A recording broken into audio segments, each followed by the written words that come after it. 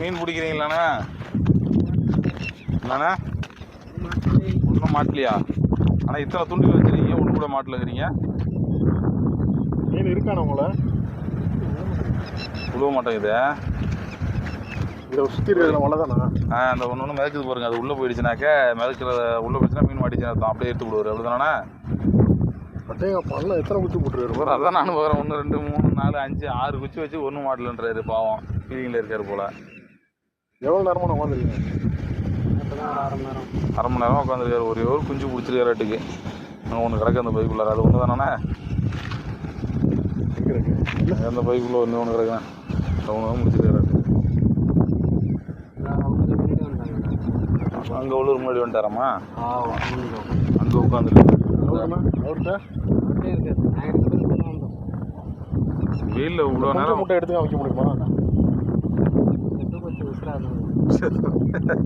பேசக்கூடாதா?